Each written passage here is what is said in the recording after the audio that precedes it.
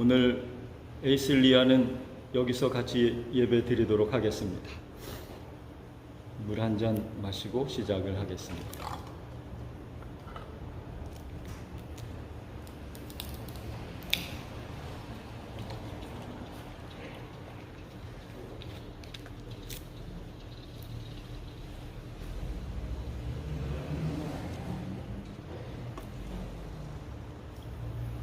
오늘 말씀의 제목은 무한하신 하나님의 은혜입니다. 하나님의 은혜는 무한합니다. 여러분들 하나님의 무한하신 은혜 속에 살아가고 계시는 줄로 믿습니다. 우리는 하나님의 무한하신 은혜에 쌓여서 살아가고 있습니다. 얼마 전에 아주 오래전에 여기에 왔던 우리 사모님의 사촌 언니가 그때 왔을 때 아마 되게 추웠던 모양이에요. 힐로가. 그랬다고 이번에 수면 잠옷을 선물을 해줬는데요. 그래서 어젯밤에 그 수면 잠옷을 입고 잤어요. 그런데 얼마나 포근한지요. 그런데 하나님의 은혜는 그런 것 같아요. 우리를 늘 포근하게 만들어줍니다. 아무리 힘들고 어려운 순간에도 하나님의 은혜가 임하면 그러면 우리는 하나님의 포근함 속에 갇혀서 살아가게 될 것입니다. 양파는 좀 부정적인 뜻으로 쓰여요. 누가 나쁜 짓을 했을 때 저 사람은 꼭 양파 같아. 까도 나쁜 짓을 까도 나쁜 짓이 계속 나온다는 그런 뜻이죠. 그런데 오늘 저는 그것을 긍정적인 의미로 한번 사용하고 싶어요. 하나님의 은혜는 아무리 벗겨내도 여전히 우리에게 은혜를 주시는 하나님의 무한한 그러한 은혜라고 하는 그런 생각을 하게 됩니다. 우리의 삶 속에 하나님의 은혜가 얼마나 쌓여 있는지 몰라요. 어느 때는 죽을 뻔한 걸 살려주시기도 하고요. 어느 때는 위험 속에서 건져주시기도 하고요. 어느 때는 상상도 못할 그러한 사고 가운데서도 지켜주시는 그러한 하나님이신 줄로 믿습니다. 그걸 생각하면 우리는 하나님 앞에 겸손해질 수밖에 없어요. 그리고 감사할 수밖에 없는 그러한 존재들입니다. 여러분들 하나님의 은혜를 기억해내시기를 바랍니다. 얼마나 많이 우리를 감싸고 있었던 하나님의 은혜인가 하는 것을 여러분들이 새삼스럽게 발견하고 그 은혜를 통해서 감사를 하나님께 올려드리는 여러분들의 삶이 되기를 바랍니다. 하나님의 은혜는 우리를 위해서 늘 준비되어 있죠. 그런데 문제는 우리가 그 받을 그릇이 부족하다는 것입니다. 하나님이 주시는 은혜는 너무나 큰데 우리가 받아야 되는 우리의 믿음의 그릇이 너무나 작은 것이 문제입니다. 이번에 한국 갔다 오면서 제가 가방을 싸가지고 온 게 무려 9개. 4개는 무료로 붙이고 1개는 15만 원 주고 붙이고 그리고 기내 가방 2개, 기내 배낭 2개. 그래서 가방이 무려 9개예요. 지난번에 이명숙 집사님이 저희를 한번 공항에서 픽업할 때 가방 수 때문에 깜짝 놀래갖고 그런 적이 있습니다. 받은 게 한국에서 선물 받은 것들이 너무나 많은데 그걸 담을 그릇이 너무나 부족한 거예요. 가방이 아무리 잘 싸도 담을 수가 없어요. 그래서 된장도 놓고 오고 놓고 온 게 너무나 많아요. 하나님의 은혜를 생각하면 우리가 그런 것 같아요. 하나님의 은혜는 항상 넘치는데 그런데 그 받을 나의 그릇이 너무나 작구나 하는 것을 생각할 수밖에 없습니다. 그래서 하나님이 오늘 우리에게 말씀을 하십니다. 입을 크게 벌려라. 입을 크게 벌리면 하나님께서 그 입을 통해서 은혜를 가득 채워주시겠다. 그렇게 말씀하십니다. 여러분들 은혜 충만한 성도로 살아가시기를 바랍니다.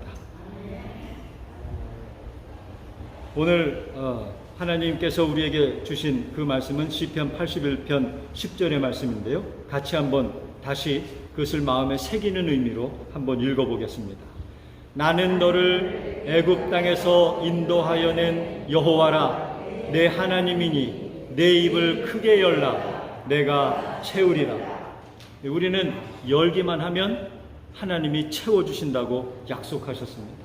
여러분들 입을 크게 여는 그러한 믿음으로 살아가게 되기를 바랍니다. 이스라엘이 애굽에서 노예 생활할 때는 그 노예의 상황을 벗어날 방법이 없었어요. 이스라엘은 군대도 없었어요. 그냥 노예일 뿐이었습니다. 그러나 반면에 애굽은 아주 강력한 군대를 가지고 있는 왕조였습니다. 이스라엘로서는 그 왕조로부터, 애굽 왕조로부터 벗어날 방법도 없었고 벗어날 것을 기대할 수도 없었습니다. 어쩌면 일제시대 때 한국 사람들이 그랬을 것 같아요. 아, 일본은 너무나 강해. 우리는 일본으로부터 벗어날 방법이 없어. 그런 사람들이 아마 친일을 했을 것 같아요. 그런데 대부분 사람들이 그런 생각을 했을 것 같아요. 막 미국과 또 유럽의 강력한 나라들, 러시아, 또 청나라, 중국, 이런 나라들과 전쟁에서 이기는 일본을 한국이 무슨 수로 이길까? 무슨 수로 일본의 그 소나기에서 벗어날까? 아마 그런 생각을 했을 거예요. 그러나 아마도 하나님께서 그 당시에 그 일제시대 때 한국의 기독교는 정말 놀라운 종교였어요. 모든 백성들에게 존경받는 그러한 사람들이었습니다. 실제로 독립운동을 할 때 기독교인들이 가장 앞장서 있었어요. 독립선언서 그 서명한 사람들의 숫자가 33명이잖아요. 그 중에 기독교인이 16명이었어요. 어마어마한 숫자입니다. 그리고 일본에게 그 빚진 것들이 많아서 나라가 어떻게 경제적으로 자립할 방법이 없어서 기독교인들이 그때 일본의 빚을 청산하기 위해서 술도 금지하고 담배도 금지하고, 그게 오늘날까지 기독교인들은 담배를 안 피는 전통을 갖게 되었습니다. 사실은 그 문제가 신앙적인 문제가 아니라 애국적인 문제에서 시작된 것인데, 지금은 교회가 그것을 하나의 전통으로 그렇게 가지고 있습니다. 이스라엘이 애굽의 노예 생활로부터 벗어날 것을 기대할 방법조차 없었습니다. 그러나 하나님은 은혜를 베푸셔서 이스라엘을 자유하게 하셨습니다. 여러분들이 기대하는 것이 있습니까? 여러분들이 기대하는 것이 있는데 그냥 앞은 캄캄하기만 합니까? 하나님께 의뢰하시기를 바랍니다. 하나님을 믿고 의지하면 하나님께서 모든 문제들을 해결해 주실 줄로 믿습니다. 하나님은 불가능을 가능하게 만드시는 분이십니다. 우리에게는 불가능하지만 하나님에게는 불가능이 없는 것이죠. 하나님은 모든 것을 가능하게 하시는 그러한 우리의 주님이십니다. 은혜 받기를 원하신다면 여러분들의 입을 크게 여시기를 바랍니다. 그러면 하나님께서 은혜로 채워주실 줄로 믿습니다. 우리가 살아가는 것은 온전히 하나님의 은혜의 덕분입니다. 사도 바울은 자기가 12명의 사도보다 더 은혜 받은 사도라고 자부를 하고 있었습니다. 물론 당시에는 사도 바울을 사도로 여기지 않는 그러한 분위기가 있었어요. 왜냐하면 사도는 12명으로 딱 정해져 있었기 때문에 그 외에 다른 사람을 사도라고 불러주질 않았습니다. 그러나 사도 바울은 주님께서 자기를 특별하게 친히 부르셔서 자기를 사도로 삼아주셨다고 굳건하게 믿었습니다. 어디에서 그 사건이 벌어졌습니까? 다메섹 도상에서 그 사건이 벌어졌잖아요. 그 이전에는 우리가 오늘 읽은 본문의 말씀에도 나타나 있지만 그 이전에는 사도 바울은 뭐 하는 사람이었어요? 예수 믿는 사람들 박해하던, 예수 믿는 사람들을 잡으러 다니던 그런 사람이었습니다. 다메섹도 뭐 하러 다메섹까지 갔어요? 예수 믿는 사람들 잡으러 갔습니다. 그런데 바로 그 길에서 예수님께서 나타나셔서 사도 바울을 감동시키시고 그를 완전하게 변화시켜 주셨습니다. 불가능한 일이죠. 바울이 사도가 된다는 것은 불가능한 일이었습니다. 그래서 그 당시 믿는 사람들도 그것을 믿지 못했어요. 바울이 나타나면 저게 언제 돌변해서 나를 붙들러 올지 몰랐습니다. 의심했습니다. 그러나 바울은 자기가 다른 사도보다 더 많은 역할을 한 진정한 사도였다고 자부하고 살았습니다. 여러분들은 진정한 성도로서 자부하며 살아가고 계십니까? 여러분들은 다른 누구보다도 더 훌륭한 믿음의 일꾼이라고 자부하고 살아가십니까? 그렇게 되기를 원합니다. 나는 목사보다 더 훌륭한 집사다. 이런 자부심을 가지고 여러분들이 살아가게 되기를 원합니다. 그런데 그것은 교만을 드러내는 말이 아닙니다. 그것은 오히려 겸손을 보이는 말입니다. 왜 그것이 겸손일까요? 나는 목사보다 훌륭한 집사야. 이게 왜 겸손한 일일까요? 사도 바울의 말을 빌리면 그건 내가 한 게 아니라 하나님이 하시는 일이라, 그런 말을 했어요. 자기는 사람들이 사도라고 인정하지 않았지만 자기는 스스로 사도라고 자부했어요. 그런데 그걸 가능하게 한 게 자기가 스스로 한 게 아니라 하나님이 그렇게 만들어 주셨다고 믿었습니다. 그러니까 겸손한 거예요. 여러분들이 그렇게 겸손하지만 훌륭한 그러한 성도가 되기를 주의 이름으로 간절히 축원합니다. 저도 그렇게 되기를 원해요. 우리 교회는 불과 몇십 명밖에 안 되지만 몇천 명, 몇만 명 되는 목사보다, 그 교회를 담임하는 목사보다 나는 더 훌륭한 목사다. 그렇게 자부하고 살아가기를 원합니다. 그러나 그게 교만해서가 아니라 어떤 자격지심 때문이 아니라 오히려 주님께서 나를 그렇게 만들어 주신다고 하는 그런 믿음으로 그렇게 되기를 원합니다. 여러분들도 그렇게 살아가게 되기를 원합니다. 사도 바울은 그렇게 할 수 있었던 것은 전적으로 하나님의 은혜였다고 그렇게 고백하고 있습니다. 오늘 미국 목사님이 저에게 그런 질문을 했어요. 여기 돌아온 게 좋냐? 아니면 거기 한국에 있었던 게 더 좋냐? 그렇게 물어봤어요. 그래서 저는 여기 돌아와서 너무나 기쁘고, 네, 차를 타고 집에 이렇게 들어가는데 고향에 온 것 같아요. 제가 고향에 간 게 아니라 고향에 돌아온 것 같은 그러한 느낌이었습니다. 여러분들, 하나님의 은혜는 정말 말할 수 없는 무한한 은혜입니다. 여러분들 그 은혜를 매일매일 깨닫고 살아가게 되기를 원합니다. 오늘 10절 말씀을 다시 한번 읽어보겠습니다. 그러나 내가 나 된 것은 하나님의 은혜로 된 것이니 내게 주신 그의 은혜가 헛되지 아니하여 내가 모든 사도보다 더 많이 수고하였으나 내가 한 것이 아니요 오직 나와 함께 하신 하나님의 은혜로라. 여러분들이 정말 훌륭한 믿음의 일꾼들이 되고 그 이후에 이것은 내가 한 게 아니라 하나님의 은혜로 된 것이다. 그런 믿음의 고백을 하는 그러한 성도들이 되시기를 간절히 소원합니다. 1950년대 한국에는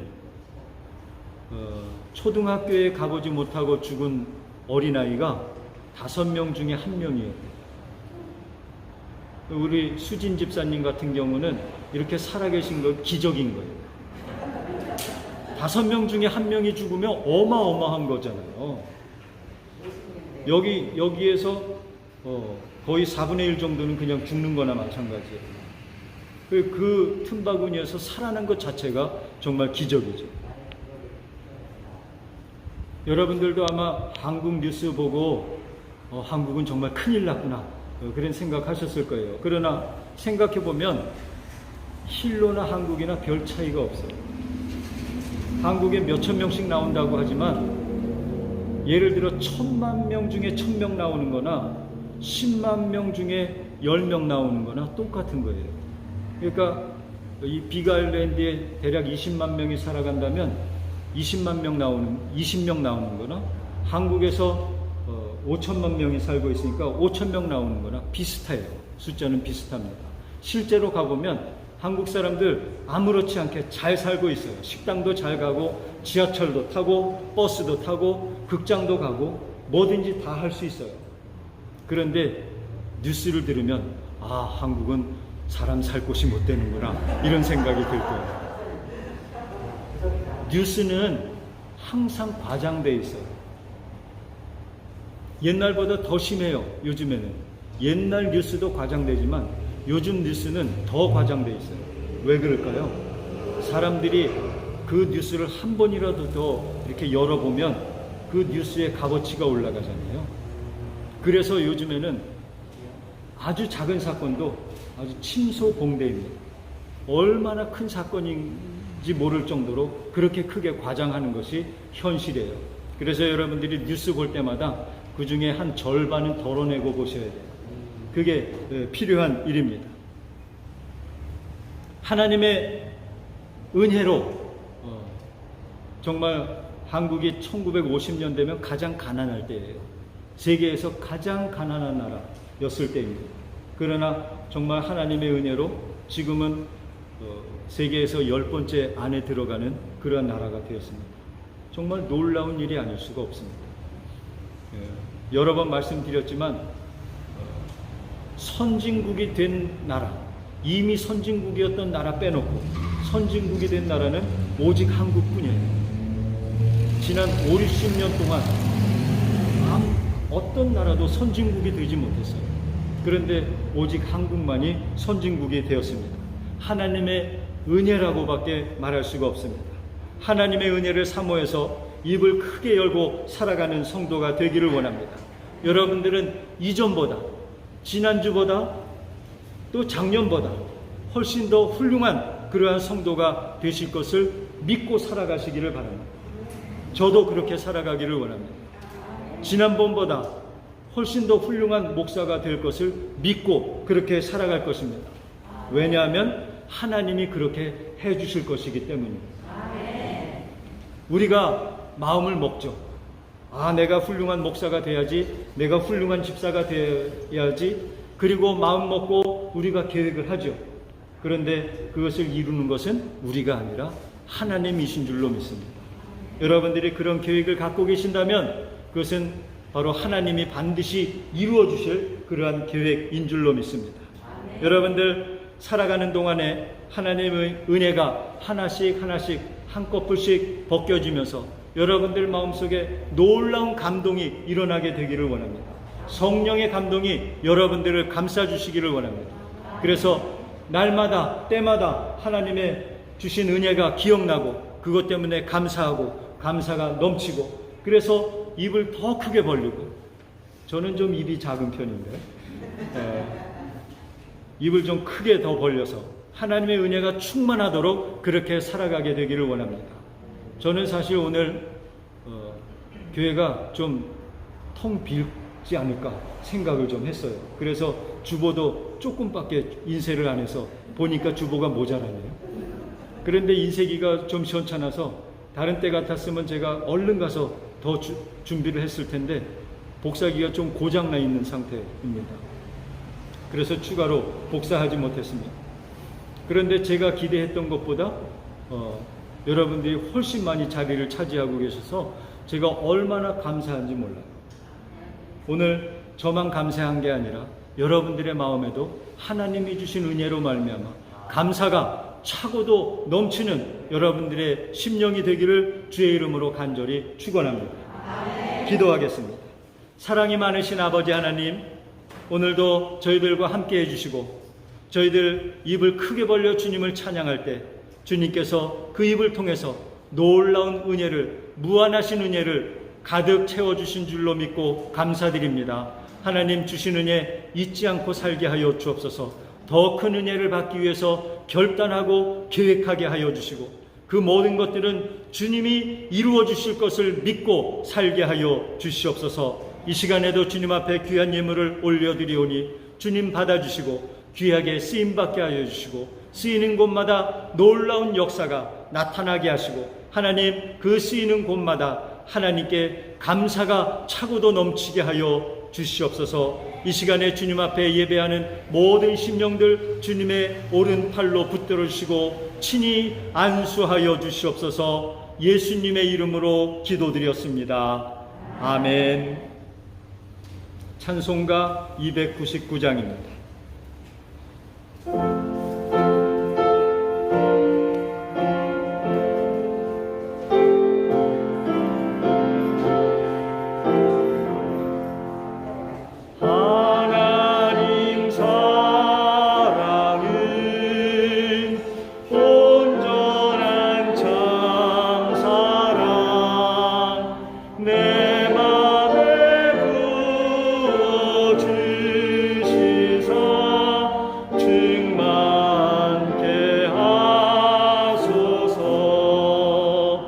내 그의 참 사랑 햇빛과 같으니 그 사랑 내게 비추사 뜨겁게 하소서.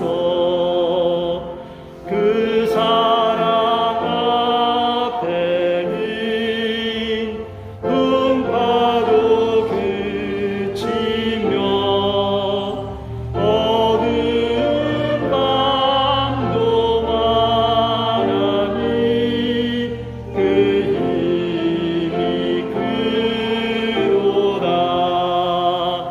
하나님 사랑은 온전한 참 사랑 내 맘과 영에 채우사 새 힘을 주소서. 아멘.